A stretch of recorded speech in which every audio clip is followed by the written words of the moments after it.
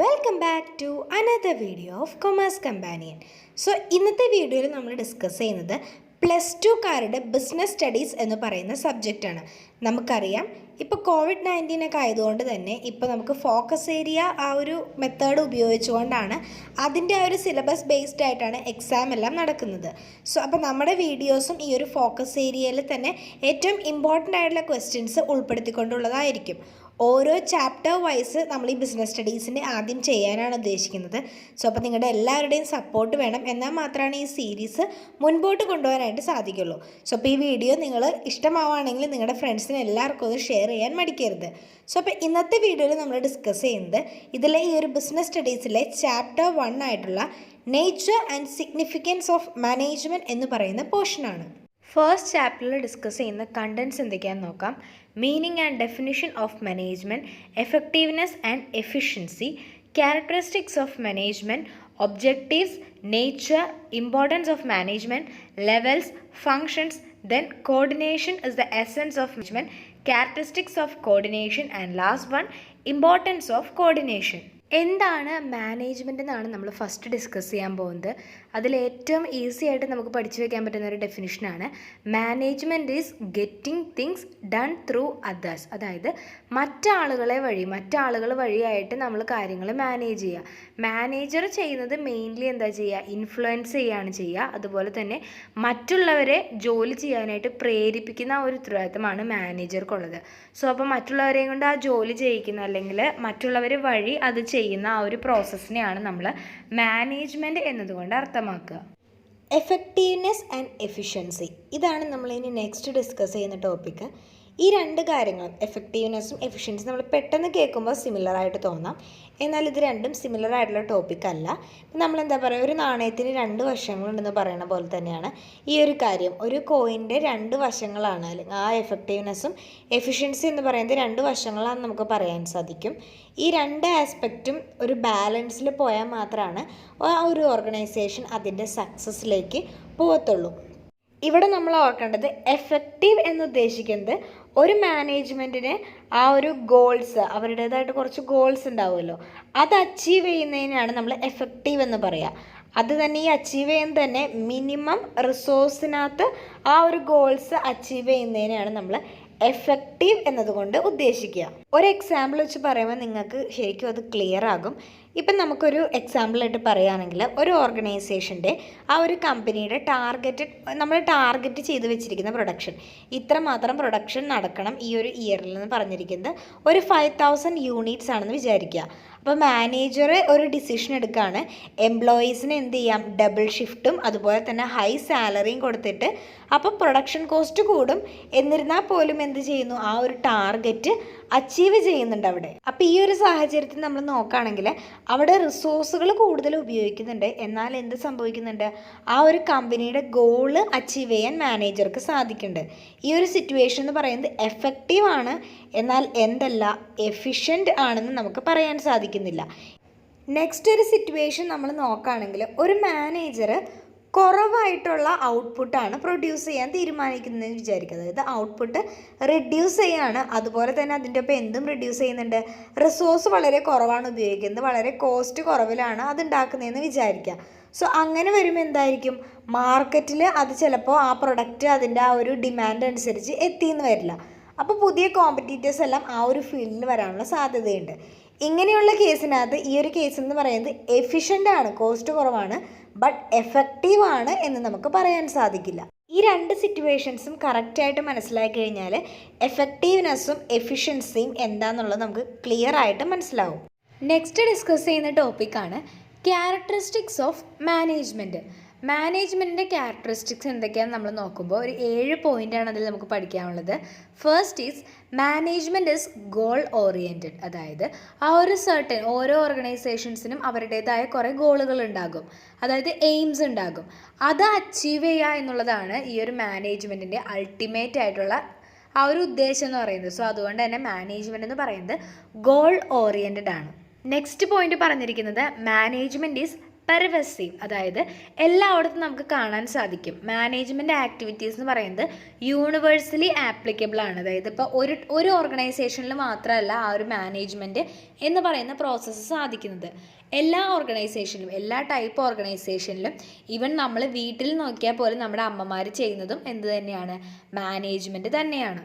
Next പോയിൻ്റാണ് management is multi dimensional. അതായത് പലതരത്തിലുള്ള ഡൈമെൻഷൻസ് ഉണ്ട് ഈ ഒരു മാനേജ്മെൻറ്റ്. നമുക്ക് മാനേജ്മെൻറ്റ് പല കാര്യങ്ങൾക്ക് ചെയ്യാം. മാനേജ്മെൻറ്റ് ഓഫ് വർക്ക്, ഒരു പ്രത്യേക വർക്കിന്, അതായത് എഡ്യൂക്കേഷൻ, പ്രൊഡക്ഷൻ, ഇങ്ങനെയുള്ള കാര്യങ്ങൾക്ക് ചെയ്യാം. അതുപോലെ തന്നെ നമുക്ക് പീപ്പിളിനെ മാനേജ് ചെയ്യാം. അതുപോലെ തന്നെ പല പല ഓപ്പറേഷൻ, പ്രൊഡക്ഷൻ പ്രോസസ്സുകളെ നമുക്ക് മാനേജ് ചെയ്യേണ്ടി വരാം. അതായത് എല്ലാ തലത്തിലുള്ള കാര്യങ്ങളിലും ഈ ഒരു മാനേജ്മെൻറ്റ് ആപ്ലിക്കബിൾ ആണ്. നെക്സ്റ്റ് പോയിന്റ് വളരെ എളുപ്പമാണ്. Management is A continuous process. ഒരൊറ്റ പ്രോസസ്സ് കൊണ്ട് മാത്രം അവസാനിക്കുന്ന ഒരു കാര്യമല്ല മാനേജ്മെൻറ്റ്. അതിങ്ങനെ തുടർന്നുകൊണ്ടേയിരിക്കും. നമ്മൾ പ്ലാൻ ചെയ്യണം, then അതിനെ ഓർഗനൈസ് ചെയ്യണം, നമ്മൾ സ്റ്റാഫ്സിനെ എടുക്കണം, ലാസ്റ്റ് വൺ ഈസ് കൺട്രോളിങ്. അങ്ങനെ അതിന് നമ്മൾ ഫോളോ അപ്പ് ചെയ്തുകൊണ്ടിരിക്കണം. ഇങ്ങനെ പല പല സ്റ്റെപ്പുകളിലൂടെ കണ്ടിന്യൂ ചെയ്തുകൊണ്ട് ഇരിക്കുന്നതാണ് ഈ ഒരു മാനേജ്മെൻറ്റ് എന്ന് പറയുന്നത്. Next is management is A group activity. Management ഒറ്റൊരു വ്യക്തിയോട് കൂടെ നിലനിൽക്കുന്ന ഒരു കാര്യമല്ല. മാനേജ്മെൻറ്റ് ആ ഒരു കറക്റ്റായിട്ട് അല്ലെങ്കിൽ സക്സസ്ഫുൾ ആയിട്ട് പോകണമെങ്കിൽ അതിൻ്റെ ആ ഒരു മാനേജ്മെൻറ്റിനോട് ചേർന്ന് നിൽക്കുന്ന എല്ലാവരും എന്ത് ചെയ്യണം? ആ ഒരു മാനേജ്മെൻറ്റിനെ സപ്പോർട്ടീവായിട്ട് നിൽക്കണം. സോ അതുകൊണ്ടാണ് പറയുന്നത് management is A group activity. Next point is management is A dynamic function. Management principle എന്ന് പറയുന്നത് ഒറ്റൊരു രീതിയിൽ, അതായത് ഒട്ടും റിജിഡ് ആയിട്ടുള്ള ഒരു കാര്യമല്ല, ഫ്ലെക്സിബിൾ ആണ്. നമ്മുടെ സിറ്റുവേഷൻസ് അനുസരിച്ച് മാനേജ്മെൻറ്റിൻ്റെ പ്രിൻസിപ്പിൾസും മാറിക്കൊണ്ടിരിക്കും. സോ അതുകൊണ്ട് തന്നെ എന്താണ് മാനേജ്മെൻറ്റ് എന്ന് പറയുന്നത് ചേഞ്ചിങ് നേച്ചറാണ്. ഡൈനാമിക് ഫങ്ഷൻ ഉദ്ദേശിക്കുന്നത് ആ ഒരു മാനേജ്മെൻറ്റിൻ്റെ ചേഞ്ചിങ് നേച്ചർ എന്നാണ് അത് അർത്ഥമാക്കുക. Last point is management is a intangible force. അതായത് നമുക്ക് കാണാൻ സാധിക്കില്ല, നമുക്കതിൻ്റെ പ്രസൻസ് ഉണ്ടെന്നറിയാം, എന്നാൽ എന്താ ഫിസിക്കലി നമുക്ക് എന്ത് ചെയ്യാൻ പറ്റുന്നില്ല, അത് കാണാനായിട്ട് സാധിക്കുന്നില്ല. സോ അതാണ് പറയുന്നത് management is an intangible force. ഇപ്പോൾ നമ്മൾ ഡിസ്കസ് ചെയ്ത അതിൻ്റെ ഫീച്ചേഴ്സ് ആയിരുന്നു. ഇനി നമ്മൾ ഡിസ്കസ് ചെയ്യാൻ പോകുന്നതാണ് ഒബ്ജക്റ്റീവ്സ് ഓഫ് മാനേജ്മെൻറ്റ്. നെക്സ്റ്റ് നമ്മൾ ഡിസ്കസ് ചെയ്യുന്ന ഈ ഒരു ഒബ്ജക്റ്റീവ്സ് ഓഫ് മാനേജ്മെൻറ്റ് മെയിൻലി 3 ഒബ്ജക്റ്റീവാണ് പറയുന്നത്. Organisational objectives, social objectives and personal objectives. ഇത് നമുക്ക് തനിയെ എഴുതാവുന്നതേ ഉള്ളൂ. ഓർഗനൈസേഷണൽ ഒബ്ജക്റ്റീവ് എന്ന് പറയുന്നത് എന്താ? മെയിൻലി ഓർഗനൈസേഷൻ്റെ ഒബ്ജക്റ്റീവ് എന്ന് പറയുന്നത് പ്രോഫിറ്റ് ഇൻക്രീസ് ചെയ്യുക, അതാണ് മോണിറ്ററി ആയിട്ടുള്ള ഒബ്ജക്റ്റീവ് ആയിരിക്കും. അതുപോലെ തന്നെ ഓർഗനൈസേഷൻസിന് ആ ഒരു ഓർഗനൈസേഷനുമായി ബന്ധപ്പെട്ട് കിടക്കുന്ന സ്പെസിഫൈഡ് ആയിട്ടുള്ള പല പല ഒബ്ജക്റ്റീവ് ഉണ്ടാകും. ആ ഒരു ഒബ്ജക്റ്റീവ് സാറ്റിസ്ഫൈ ചെയ്യുക എന്നുള്ളൊരു കാര്യമാണ് മാനേജ്മെൻറ്റിൻ്റെ മെയിൻ ആയിട്ടുള്ളൊരു എയിം. ദെൻ അതുപോലെ തന്നെ മാനേജ്മെൻറ്റിനുള്ള ഒരു ഡ്യൂട്ടിയാണ് സോഷ്യലി ഉള്ള ഒബ്ജക്റ്റീവ്. ബിസിനസ് എന്ന് പറയുന്നത് എന്താണ്? സൊസൈറ്റിയുമായി റിലേറ്റ് ചെയ്യുന്നതാണ്. അപ്പോൾ അതുകൊണ്ട് തന്നെ സോഷ്യലി റിലേറ്റഡ് ആയിട്ടുള്ള ഒബ്ജക്റ്റീവ് ഫുൾഫിൽ ചെയ്യുന്നതിനും ഈ ഒരു മാനേജ്മെൻറ്റ് സഹായിക്കുന്നുണ്ട്. Then last one is personal objective. Management എപ്പോഴും എന്ത് ചെയ്യണം? പേഴ്സണൽ ഗോൾസും ആ ഒരു ഓർഗനൈസേഷണൽ ഗോൾസും തമ്മിൽ എപ്പോഴും ഒന്ന് പൊരുത്തപ്പെടണം. നമ്മൾക്ക് ഒരു തരത്തിലും കണക്ട് ചെയ്യാൻ പറ്റുന്നില്ലെങ്കിൽ നമ്മുടെ പേഴ്സണലായിട്ടുള്ള നമുക്കിപ്പോൾ കരിയറിൽ ഇത്രമാത്രം മുന്നോട്ട് പോകണം എന്നുള്ള ആ ഒരു ഗോളും, അതുപോലെ തന്നെ അതിനു വേണ്ടിയാണ് നമ്മൾ ആ ഒരു ഓർഗനൈസേഷനോട് ചേർന്ന് പ്രവർത്തിക്കുക. അപ്പോൾ അങ്ങനെ വരുമ്പോൾ നമ്മുടെ ആ ഒരു പേഴ്സണൽ ഗോൾസും ഓർഗനൈസേഷൻ്റെ ഗോളും തമ്മിൽ ആ ഒരു ഹാർമോണി മെയിൻറ്റെയിൻ ചെയ്യണം. അതും ഈ ഒരു മാനേജ്മെൻറ്റിൻ്റെ ഒബ്ജക്റ്റീവിൽ വരുന്നതാണ്. മെയിൻലി ഈ 3 എണ്ണമാണ് ഈ ഒരു മാനേജ്മെൻറ്റിൻ്റെ ഒബ്ജക്റ്റീവായിട്ട് വരിക. നെക്സ്റ്റ് നമ്മൾ ഡിസ്കസ് ചെയ്യുന്ന ടോപ്പിക്കാണ് നേച്ചർ ഓഫ് മാനേജ്മെൻറ്റ്. മാനേജ്മെൻറ്റിൻ്റെ നേച്ചർ പറയുമ്പോൾ അതിൽ മെയിൻലി 3 പോയിന്റുകളാണ് വരിക. Management is an art, management as a science and management as an profession. അപ്പോൾ ഇത്രയും കാര്യങ്ങളാണ് ഇതിൽ നമ്മൾ നോക്കുന്നത്. അതിൽ ഫസ്റ്റ് പോയിൻ്റാണ് management is an art. Management ആർട്ടാണോ എന്നാണ് ഇതിൽ ചോദിക്കുന്നത്. എന്താണ്? നമുക്ക് ആദ്യം തന്നെ ആർട്ട് എന്താണെന്ന് നോക്കാം. ആർട്ട് എന്ന് പറയുന്നത് എന്താണ്? നമ്മളുടെ കയ്യിലുള്ള ആ ഒരു നോളജിൻ്റെ ആപ്ലിക്കേഷൻ, നമ്മളുടെ ആ നോളജിനോട് കൂടി തന്നെ എന്ത് ചെയ്യണം? നമ്മളുടേതായ രീതിയിലുള്ള പേഴ്സണൽ സ്കിൽസ് എല്ലാം ആഡ് ചെയ്തുകൊണ്ട് ആ ഒരു ഡിസൈർഡ് റിസൾട്ടിലേക്ക് എത്തുക.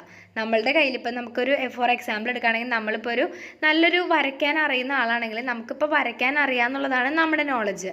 ആ ഒരു നോളജും അതോടൊപ്പം തന്നെ നമ്മളുടേതായ ഓരോരുത്തർക്കും എന്തുണ്ട്? അവരുടേതായ പേഴ്സണൽ സ്കിൽസ് ഉണ്ട്.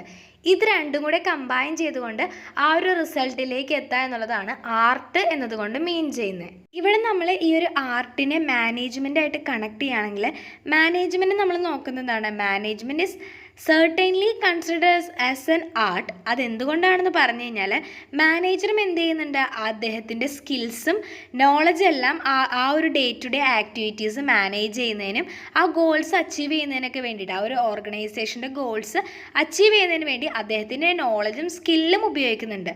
അപ്പോൾ അതുകൊണ്ട് തന്നെ മാനേജ്മെൻ്റ് ഒരു ആർട്ടാണ് എന്ന് നമുക്ക് പറയാൻ സാധിക്കും. നമ്മൾ ആർട്ടിൻ്റെ ഫീച്ചേഴ്സ് നോക്കുകയാണെന്നുണ്ടെങ്കിൽ ആർട്ട് എന്ന് പറയുന്നത് അവിടെ ഒരു തിയറിറ്റിക്കൽ നോളജിൻ്റെ എക്സിസ്റ്റൻസ് ഉണ്ട്, അതുപോലെ തന്നെ പേഴ്സണലൈസ്ഡ് ആയിട്ടുള്ള ആപ്ലിക്കേഷൻ, അതായത് ഓരോരുത്തരുടെയും പേഴ്സണലൈസ്ഡ് സ്കില്ല് അവിടെ വരുന്നുണ്ട്. മാത്രമല്ല പ്രാക്ടീസിലൂടെയാണ് ആർട്ട് എന്ത് ചെയ്യുക, അതിൻ്റെ ആ ഒരു നല്ലൊരു ക്രിയേറ്റീവായിട്ട് നമുക്ക് പ്രാക്ടീസ് ഉണ്ടെങ്കിലും അതുപോലെ തന്നെ നമ്മുടെ ആ ഒരു ക്രിയേറ്റിവിറ്റിയിലൂടെയാണ് ഈ ഒരു ആർട്ട് എന്ന് പറയുന്ന ആ ഒരു ഫീൽഡ് മുന്നോട്ട് പോകുന്നത്. നമ്മൾ മാനേജ്മെൻറ്റ് എടുക്കുകയാണെങ്കിലും അവിടെ ഈ ഒരു ഫീച്ചേഴ്സ് എല്ലാം, ഈ ആർട്ടിലുള്ള എല്ലാ ഫീച്ചേഴ്സും നമുക്ക് മാനേജ്മെൻറ്റിലും കണ്ടെത്താൻ സാധിക്കും.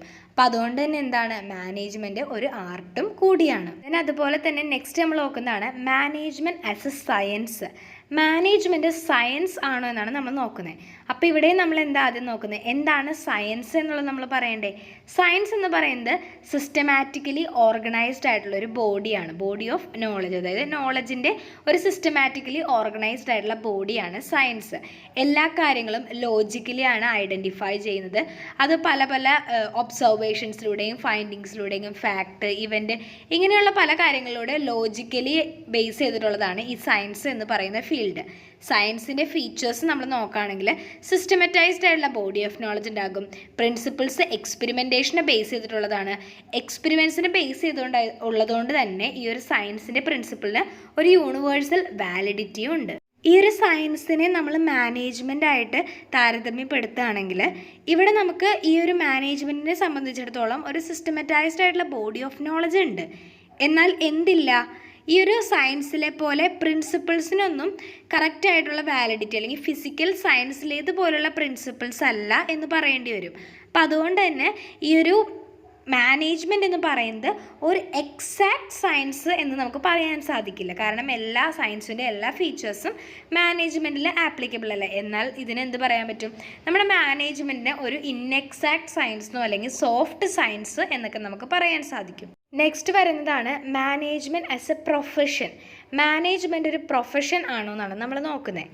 മാനേജ്മെൻറ്റ് നോക്കുകയാണെങ്കിൽ അതിനു മുമ്പ് ആദ്യം തന്നെ പ്രൊഫഷൻ എന്താണെന്ന് നോക്കണ്ടേ. പ്രൊഫഷൻ എന്ന് പറയുന്നത് ഒരു ഒക്യുപ്പേഷൻ തന്നെയാണ്. പക്ഷേ ഒക്യുപ്പേഷൻ എന്ന് പറയുന്നത് ആ ഒരു ഒക്യുപ്പേഷൻ്റെ ബാക്കിലേക്ക് നമ്മൾ നോക്കുകയാണെങ്കിൽ അത് ബാക്ക് ചെയ്തിരിക്കുന്നത് ഒരു സ്പെഷ്യലൈസ്ഡ് ആയിട്ടുള്ള നോളജും അതുപോലെ തന്നെ ട്രെയിനിങ്ങിൻ്റെയൊക്കെ ഭാഗമായിട്ടുള്ള ഒരു ഒക്യുപ്പേഷൻ. ദെൻ അതുപോലെ തന്നെ ആ ഒരു പ്രൊഫഷന്, ഓരോ പ്രൊഫഷൻസിനെയും റെഗുലേറ്റ് ചെയ്യാനായിട്ട് ഓരോ റെപ്രസെൻറ്റേറ്റീവ് ബോഡി ഉണ്ടാകും. ഇവിടെ നമ്മൾ നോക്കുകയാണെങ്കിൽ ഈ ഒരു പ്രൊഫഷൻ്റെ ഫീച്ചേഴ്സ് നമ്മൾ നോക്കുമ്പോൾ ഫസ്റ്റ് പോയിന്റ് എന്ന് പറയുന്നത് വെൽ ഡിഫൈൻഡ് ആയിട്ടുള്ളൊരു ബോഡി ഓഫ് നോളജ് ആണ്. അതായത് മാനേജ്മെൻറ്റിനെ സംബന്ധിച്ചിടത്തോളം എന്തുണ്ട്, അതും ഡെവലപ്പ് ചെയ്തിരിക്കുന്നത് എക്സ്പേർട്ടുകൾ തന്നെയാണ്. അപ്പോൾ നമുക്ക് ഈ ഒരു ഫീച്ചർ സാറ്റിസ്ഫൈ ചെയ്യുന്നുണ്ടെന്ന് പറയാം. ദെൻ നോക്കുകയാണെങ്കിൽ റെസ്ട്രിക്റ്റഡ് എൻട്രി മാനേജ്മെൻ്റ് ആണെന്നുണ്ടെങ്കിലും അതിലും എന്തുണ്ട്, ഒരു ഫോമൽ എഡ്യൂക്കേഷനിലൂടെയാണ് എപ്പോഴും മാനേജ്മെൻറ്റ് വരുന്നത്. എന്നാൽ ഫുള്ളി നമുക്ക് എന്ത് പറയാൻ സാധിക്കില്ല, ഇത്തരം ഈ ഒരു എഡ്യൂക്കേഷൻ ഉള്ളവർ മാത്രമാണ് മാനേജേഴ്സ് നമുക്ക് പറയാൻ സാധിക്കുമോ. അപ്പോൾ നമ്മൾ സാധാരണ രീതിയിൽ പ്രൊഫഷനിൽ നോക്കുകയാണെങ്കിൽ ഇപ്പോൾ CA CMA പോലുള്ള കോഴ്സൊക്കെ നോക്കുകയാണെങ്കിൽ അവിടെ ആ ഒരു ക്വാളിഫിക്കേഷൻ കറക്റ്റായിട്ട് എക്സാം ക്വാളിഫൈ ചെയ്തവർക്ക് മാത്രമാണ് സാധിക്കുക. ദെൻ അതുപോലെ തന്നെ ഒരു പ്രൊഫഷണൽ അസോസിയേഷൻ അവർക്കുണ്ടാകും. ദെൻ അതുപോലെ എത്തിക്കൽ കോഡ് ഓഫ് കണ്ടക്റ്റ് ഫോളോ ചെയ്യുന്നവരായിരിക്കും ഈ ഒരു പ്രൊഫഷനിലുള്ളവർ. ദെൻ അതുപോലെ തന്നെ അവരുടെ മെയിൻ മോട്ടീവ് എന്ന് പറയുന്നത് സർവീസ്, പ്രൊവൈഡിങ് സർവീസ് ആണ് അവരുടെ പ്രൈമറി ഒബ്ജക്റ്റീവായിട്ട് വരുന്നത്. ഇവിടെ നമ്മൾ മാനേജ്മെൻറ്റിനെ പ്രൊഫഷനായിട്ട് നോക്കുകയാണെങ്കിൽ നമുക്ക് ഒരു പ്രൊഫഷനാണ് എന്ന് നമുക്ക് പറയാൻ സാധിക്കും. എന്നിരുന്നാൽ പോലും ഫുള്ളി അതൊരു പ്രൊഫഷനാണോ എന്ന് ചോദിച്ചാൽ നമുക്ക് നോ എന്നും പറയേണ്ടി വരും. കാരണം എല്ലാ ഫീച്ചേഴ്സൊന്നും ഈ ഒരു പ്രൊഫഷൻ്റെ സാറ്റിസ്ഫൈ ചെയ്യുന്നില്ലെങ്കിൽ കൂടെ നമുക്ക് ഈ ഒരു മാനേജ്മെൻറ്റിനെ വേണമെങ്കിൽ ഒരു പ്രൊഫഷൻ എന്നുള്ള രീതിയിലും ട്രീറ്റ് ചെയ്യാവുന്നതാണ്. നെക്സ്റ്റ് നമ്മൾ നോക്കുന്നതാണ് ഇമ്പോർട്ടൻസ് ഓഫ് മാനേജ്മെൻറ്റ്. നമ്മൾ പറഞ്ഞ കുറേ കാര്യങ്ങളൊക്കെ തന്നെയാണ്. സോ അതുകൊണ്ട് റിപ്പീറ്റ് ഇല്ലാത്തത് മാത്രം നമുക്ക് പറയാം. Helps in achieving group goals. അതായത് ഒറ്റൊരാളുടെ ഗോളല്ല അച്ചീവ് ചെയ്യുന്നത്, ആ ഒരു ഓർഗനൈസേഷണൽ ഗോൾ അച്ചീവ് ചെയ്യുക എന്നുള്ള ഒരു ഗ്രൂപ്പ് ഗോളോട് കൂടിയാണ് ഈ ഒരു മാനേജ്മെൻറ്റ് പ്രവർത്തിക്കുന്നത്. അപ്പോൾ ഒരു പേഴ്സണൽ ഗോളിനേക്കാൾ ഉപരി ആ ഒരു ഓർഗനൈസേഷണൽ ഗോൾ അച്ചീവ് ചെയ്യുന്നതിന് മാനേജ്മെൻറ്റ് ഹെൽപ്പ് ചെയ്യുന്നുണ്ട്. ദെൻ അതുപോലെ തന്നെ എഫിഷ്യൻസി ഇൻക്രീസ് ചെയ്യാനായിട്ട്, അതായത് എഫിഷ്യൻസി ഉദ്ദേശിക്കുന്നത് എന്താണ്, മിനിമം റിസോഴ്സിനകത്ത് മാക്സിമം ഗോൾസ് അച്ചീവ് ചെയ്യുക എന്നുള്ളതാണ്. അപ്പോൾ ആ ഒരു രീതിയിൽ എഫിഷ്യൻസി ഇൻക്രീസ് ചെയ്യുന്നതിന് മാനേജ്മെൻറ്റ് സഹായിക്കുന്നുണ്ട്. ദെൻ അതുപോലെ തന്നെ ഒരു ഡൈനാമിക് ഓർഗനൈസേഷൻ ക്രിയേറ്റ് ചെയ്യാനായിട്ട് ഈ ഒരു മാനേജ്മെൻറ്റ് ഒരു പരിധിവരെ ഹെൽപ്പ് ചെയ്യുന്നുണ്ട്. അതായത് മാനേജ്മെൻറ്റ് എന്ന് പറയുന്നത് റിജിഡ് ആയിട്ടുള്ളൊരു കാര്യമല്ല. ആ ഒരു ഓർഗനൈസേഷൻ്റെ എന്താണ് അതിൻ്റെ ആ ഒരു ഗോൾസ്, അതിൻ്റേതായ സിറ്റുവേഷൻസ് അനുസരിച്ച് ഈ ഒരു മാനേജ്മെൻറ്റ് നമുക്ക് ഫ്ലെക്സിബിളായിട്ട് ഉപയോഗിക്കാം. അതായത് അതിൻ്റേതായിട്ടുള്ള രീതിയിൽ എന്തെങ്കിലും ചേഞ്ചസ് വരുത്തണമെങ്കിൽ വരുത്താവുന്നതാണ്. ദെൻ അതുപോലെ തന്നെ it helps in achieving personal objective. നമ്മൾ ആദ്യം പറഞ്ഞു ഗ്രൂപ്പ് ഗോൾസ് അച്ചീവ് ചെയ്യുന്നതിന് ഹെൽപ്പ് ചെയ്യുന്നുണ്ടെന്ന്. അതുപോലെ തന്നെ പേഴ്സണലി ഉള്ള ഗോൾസ് കൂടെ അച്ചീവ് ചെയ്യുന്നതിന് മാനേജ്മെൻറ്റ് സഹായിക്കുന്നുണ്ട്. Last one is helps in the development of society. സൊസൈറ്റിയുടെ ഡെവലപ്മെൻറ്റിന് നമ്മൾ ഇത്രയും കാര്യങ്ങൾ ഓൾറെഡി മാനേജ്മെൻറ്റിനെ സംബന്ധിച്ച് പറഞ്ഞ കുറേ കാര്യങ്ങളെല്ലാം നമുക്ക് തന്നെ ഇതിൻ്റെ ഇമ്പോർട്ടൻസ് ആയിട്ട് എഴുതാവുന്നതാണ്. അപ്പോൾ ഇത്രയൊക്കെയാണ് ഈ ഒരു മാനേജ്മെൻറ്റിൻ്റെ ഇമ്പോർട്ടൻസ് ആയിട്ട് പറയുന്നത്.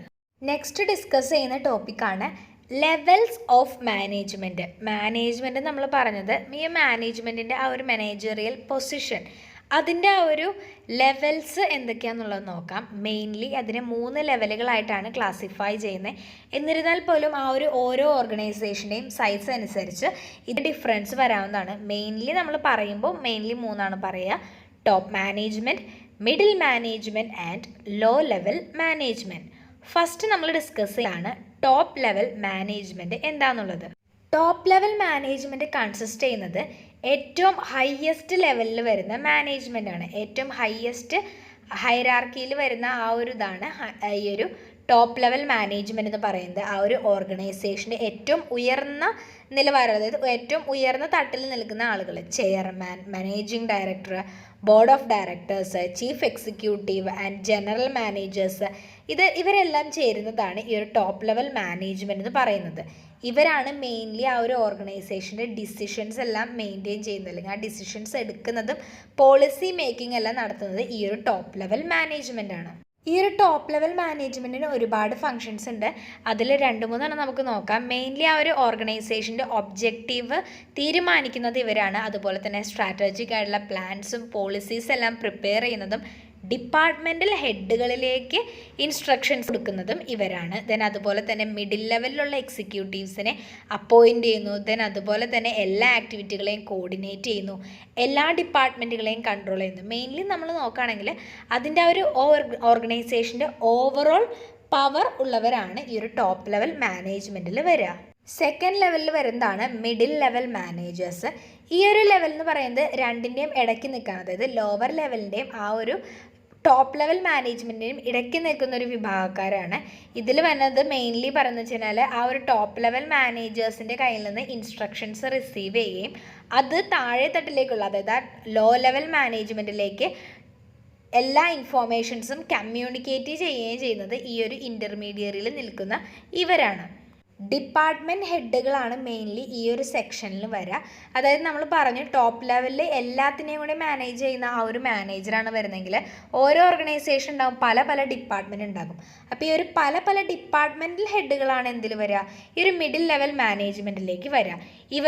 ഇവരെ നമ്മൾ നോക്കുകയാണെങ്കിൽ HR manager, finance manager, purchase manager, ഇതെല്ലാം ഈ ഒരു മിഡിൽ ലെവലിൽ വരുന്ന മാനേജേഴ്സാണ്. സോ നമുക്ക് ഇവരുടെ കുറച്ച് ഫങ്ഷൻസ് ഒന്ന് നോക്കാം. ഇവരുടെ ഫങ്ഷൻസ് നോക്കി കഴിയുമ്പോഴത്തേനും ഡേ ടു ഡേ ആയിട്ടുള്ള റിസൾട്ടും കാര്യങ്ങളെല്ലാം ക്ലോസ് ആയിട്ട് വാച്ച് ചെയ്യുന്നതും അത് മെയിൻറ്റെയിൻ ചെയ്യുന്നത് ഇവരാണ്. ഓപ്പറേറ്റിംഗ് ഡിസിഷൻസിലെല്ലാം ഇവർ പാർട്ടിസിപ്പേറ്റ് ചെയ്യുന്നുണ്ട്.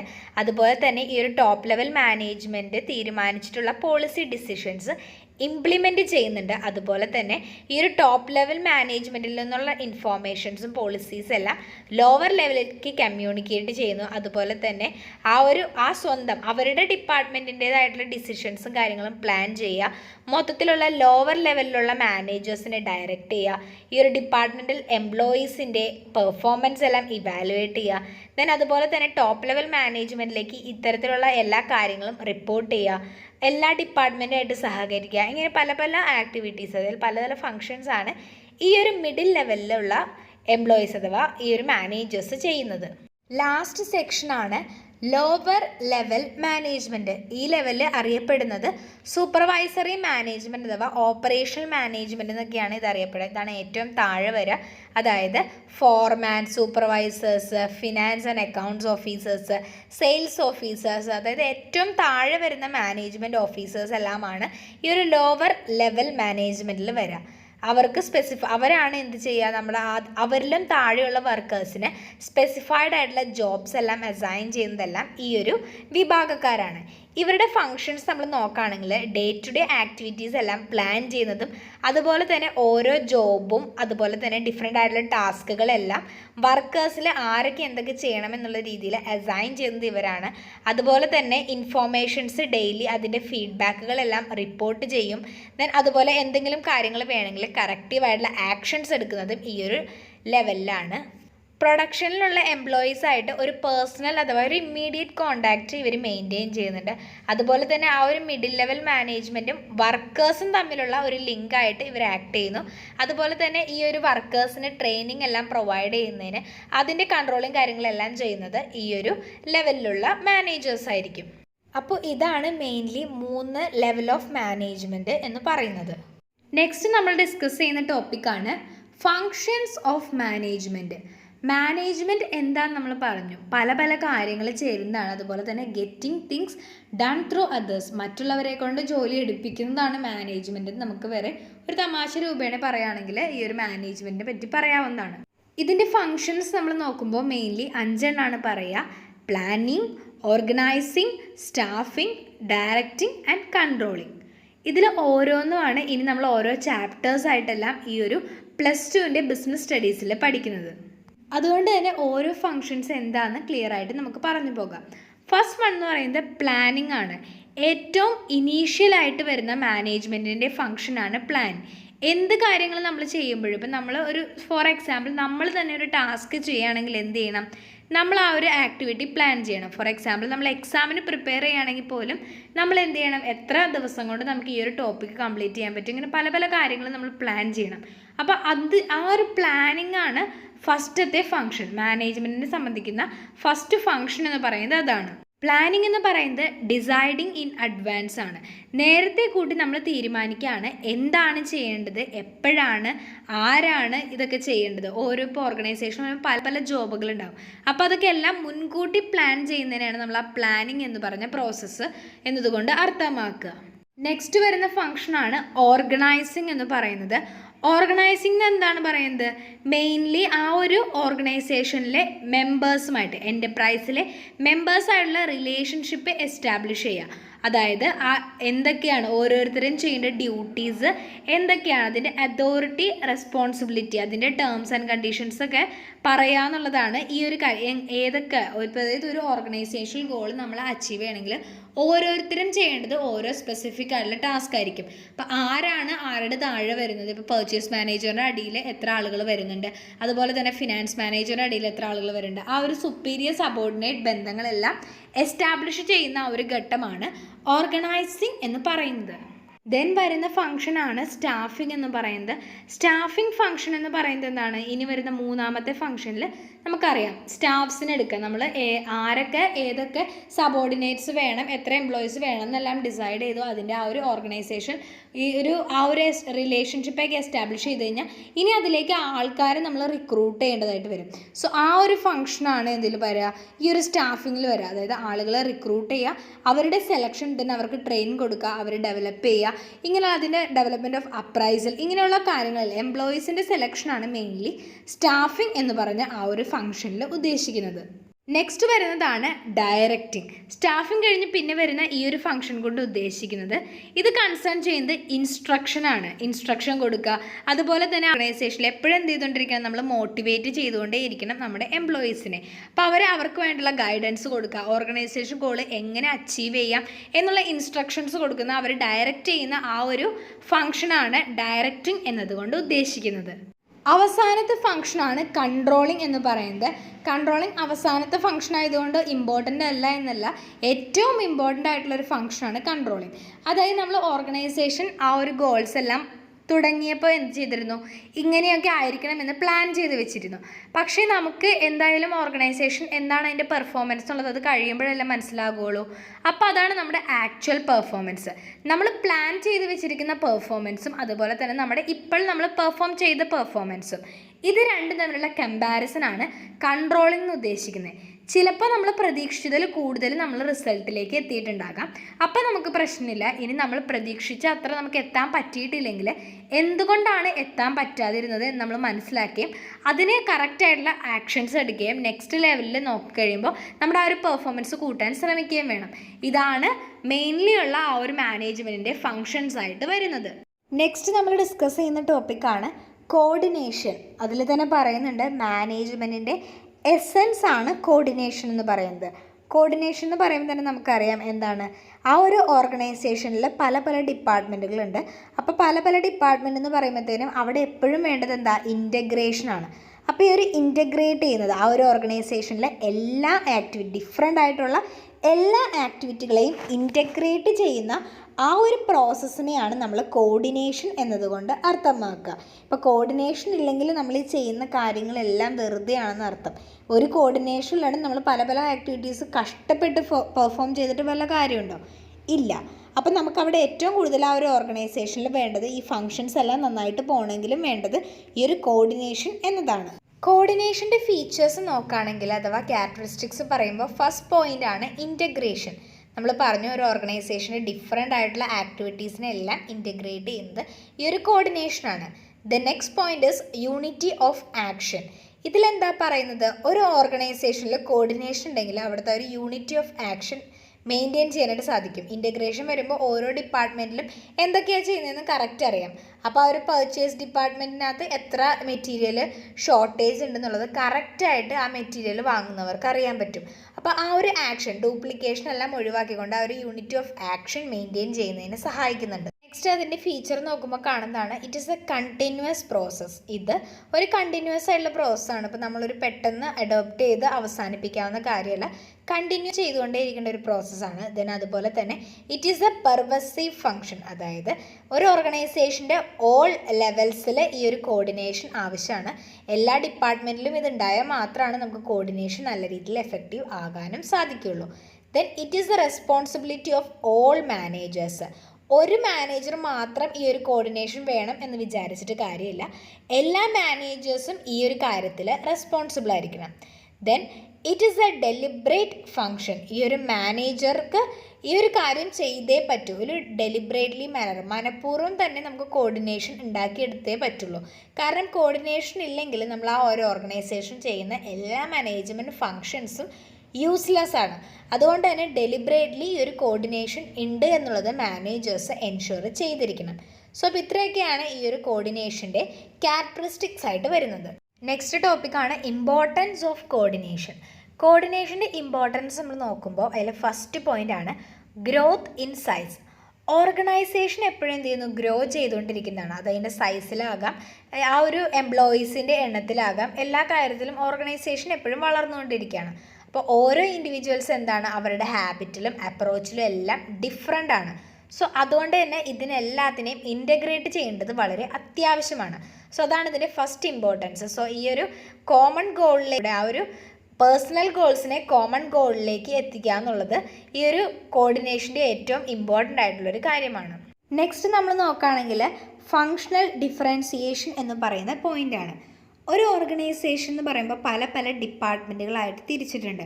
അപ്പോൾ ഓരോ ഡിപ്പാർട്ട്മെൻറ്റിനും എന്തുണ്ടാകും, അവരുടേതായിട്ടുള്ള ഒരു ഗോൾ ഉണ്ടാകും, അതായത് ഡിപ്പാർട്ട്മെൻറ്റൽ ഗോൾ ഉണ്ടാകും. പക്ഷേ എന്താണ്, ആ ഒരു ഓർഗനൈസേഷനും എന്തുണ്ട്, ഒരു കോമൺ ഗോളുണ്ട്. അപ്പോൾ ഈ രണ്ട് ഗോളുകളും തമ്മിൽ മാച്ച് ചെയ്യണം, അല്ലെങ്കിൽ അതിലൊരു കോർഡിനേഷൻ വേണം.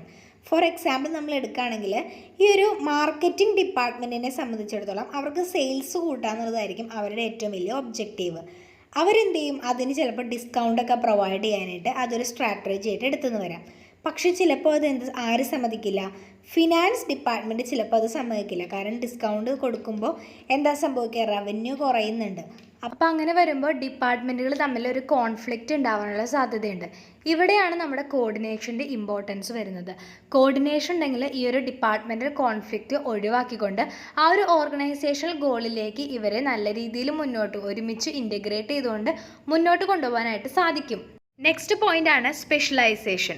അതായത് ഇപ്പോൾ ഓർഗനൈസേഷൻസ് എന്ത് ചെയ്യുന്നു? ഓരോ ഡിഫറെൻ്റ് ആയിട്ടുള്ള ജോബുകൾ പെർഫോം ചെയ്യാൻ വേണ്ടി ഓരോ സ്പെഷ്യലൈസ്ഡ് ഓരോ എക്സ്പേർട്ടുകളെല്ലാം അപ്പോയിൻറ്റ് ചെയ്യാറുണ്ട്. അപ്പോൾ അവർ പല പല രീതിയിലായിരിക്കും ചിന്തിക്കുക.